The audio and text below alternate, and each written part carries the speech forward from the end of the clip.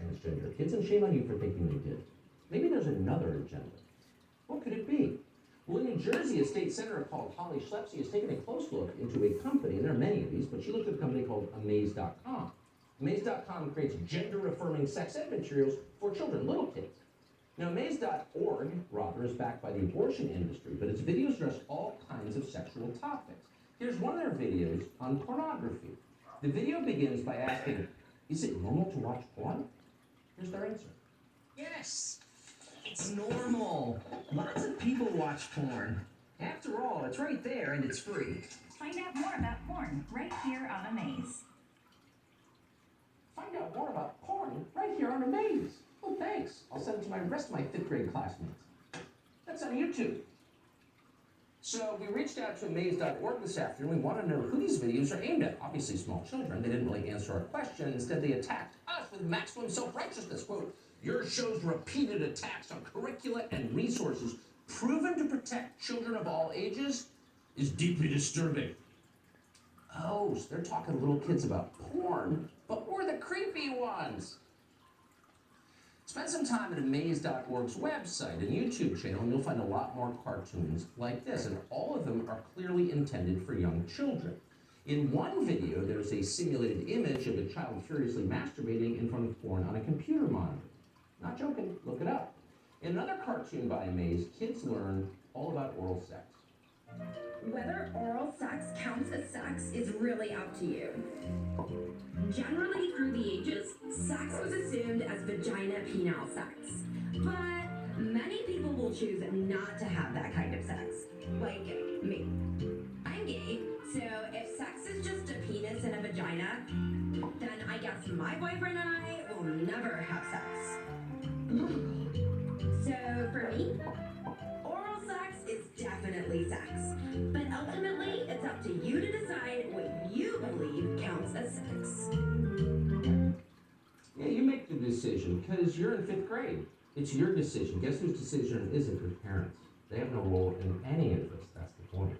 Amaze.org is producing videos like this and flooding schools with them with the full backing of the Democratic Party. So the key here is not whether you agree or disagree with the message. The key is that parents play no role in the decision. That's the point.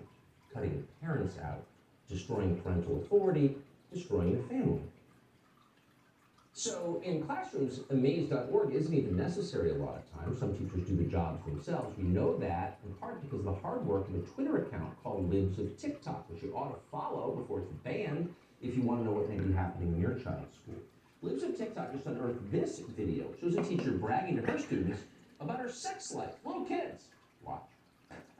And y'all thought me teaching the children about me being poly was crazy.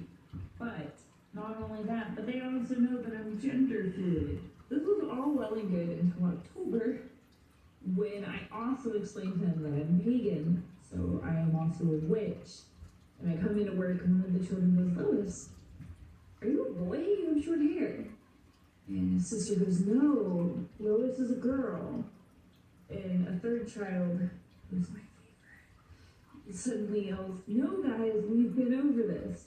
Lois isn't a boy or a girl. Lois is a witch. So underneath all of this, needless to say, and you can't say it enough, is narcissism. It's about me and my identity and my journey. It's not about you or your children teaching them anything. It's about me. Let me talk about me some more. But if you speak, if you say you don't like this, you don't want your kids learning from people with face piercings about porn and oral sex, paganism, you can be prosecuted by Joe Biden's Justice Department. So to be clear, this has nothing to do with the Constitution, nothing to do with science. It doesn't even really have a lot to do with sex. Are they creepy? Oh, yeah, a lot of them are super, super creepy. Should they be around kids? Absolutely not. But it's not really about trying to groom little kids.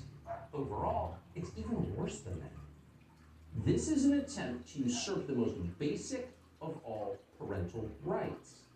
Because if you're a parent, only you get to talk to your kids about sex. Why is that? Because sex, like religion, is something the state doesn't intrude on. Different families have different attitudes about sex. And the federal government doesn't get to decide what those attitudes